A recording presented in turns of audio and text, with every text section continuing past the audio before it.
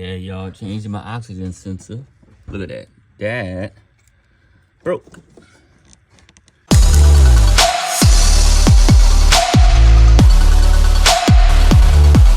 Ladies and gentlemen, my oxygen sensor broke and it was bad. And now my check engine light is not on anymore. Let's see how we do it. All right, a quick detail thing if you want to change your O2 sensor, right? This is the side that I'm changing it on, but I just changed it. But let me just give you a quick little tutorial. I'm gonna take off your intake here. These are T15s. These are obviously just flatheads, right? You're gonna take this off. You're gonna unhook this right here just by squeezing it and popping it up.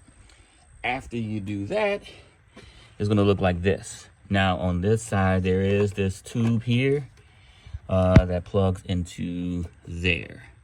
Take that one off. Set it to the side. Obviously, this here goes on the bottom of the intake.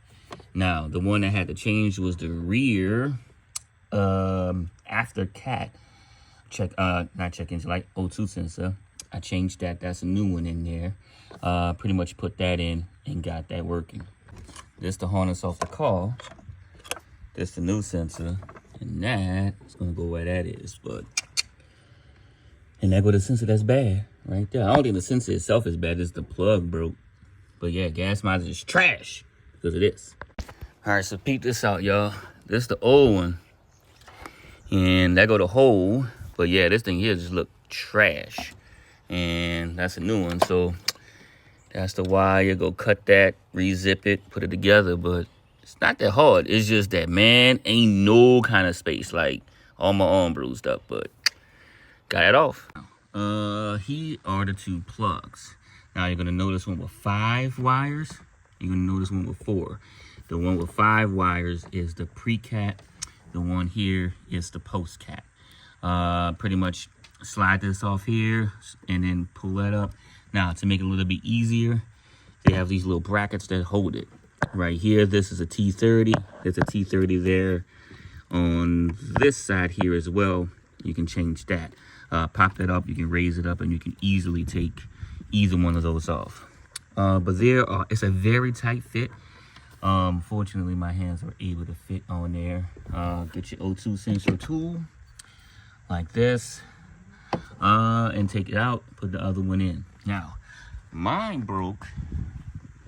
Actually, I think it dry rotted or something, but yeah, my check engine light was done.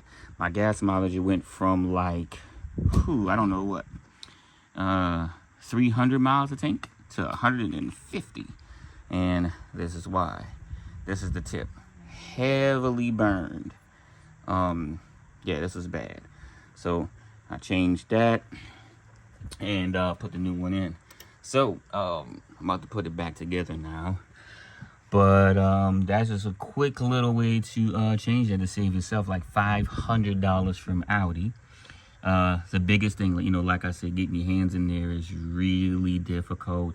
It may take you about an hour and a half to do it. And that's pretty much it. Hey, if you take time to clean your throttle bodies too, make sure you get that together. But it's really not a hard job to knock out. So what we're going to do is start putting all these things back together. Hit a click. There we go. Get my intake, which is there, back on there. Screw it up here, and it'll be good to go. But yeah, so what you'll need is a T15. You'll need a T30. You'll need flatheads, obviously, to get that off. Make sure you get some gloves, because things back here are really, really tight, and you can kind of like bruise yourself. And that's it, ladies and gentlemen. So if you want to change your oxygen sensor, send me a message. I'll walk you through it. It's really not that difficult at all. I got my key and ends on here. But yeah, that's it, man. Time to put it back together.